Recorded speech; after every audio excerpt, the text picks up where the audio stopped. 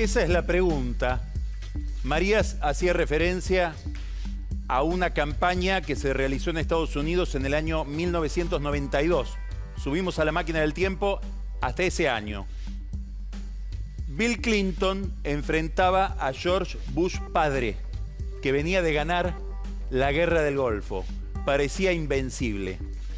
Un asesor de campaña, que fue un gran estratega de los demócratas durante años, también lo ayudó acá Eduardo Duhalde en su momento, James Carville, escribió en un pizarrón de la sala de situación de Bill Clinton: es la economía, estúpido, no es la política internacional. Tenés que hablar de los intereses concretos de la gente.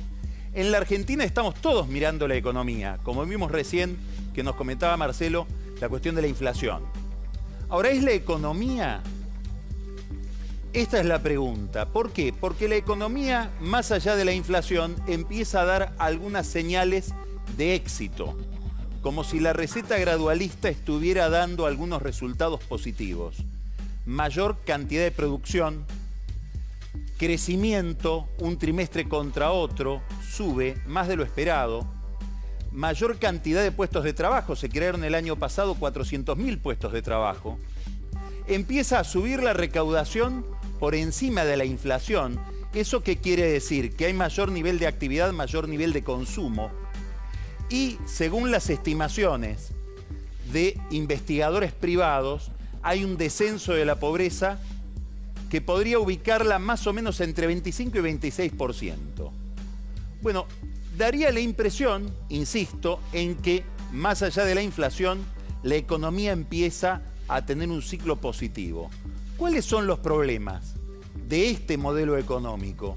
Que es un modelo que depende mucho del exterior. ¿Por qué?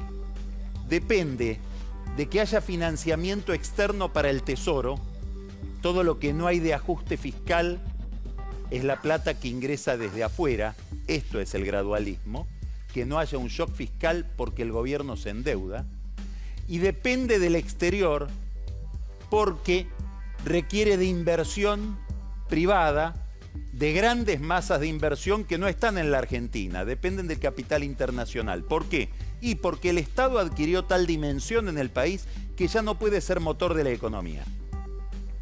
Ahora, si dependemos del exterior, podemos manejar la cuestión fiscal relativamente nosotros, podemos más o menos maniobrar con la inflación, se puede manejar la política monetaria.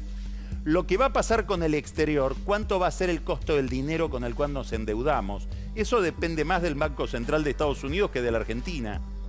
¿Cuáles son las corrientes de inversión para un país que está lejos y que es bastante cerrado? Tampoco depende de nosotros, pero hay algo que sí depende de nosotros. Y son las reglas, los procedimientos, como decía María, las instituciones. Durante muchos años, 12 años de kirchnerismo, el país vivió de un superávit fiscal muy ligado a las exportaciones de soja. Después nos fuimos comiendo todo, nos comimos las reservas del Banco Central, nos comimos las empresas, nos comimos las reservas energéticas, siempre con el afán de no depender del mundo. Bueno, podíamos ser zaparrastrosos en materia institucional, podíamos no tener estadísticas, vivir con instrucciones que impartía por teléfono y que no estaban por escrito del secretario de Comercio Guillermo Moreno, podíamos vivir distinto de lo que vive el resto del mundo porque no dependíamos del mundo y por lo tanto no nos pedían reglas de juego. Ahora cambió el juego, ahora decidimos depender, ahora decidimos integrarnos. Con una Cámara Federal que cambia la carátula de un gran defraudador del Estado como Cristóbal López en contra de lo que había dicho un tribunal superior y ni siquiera lo explica.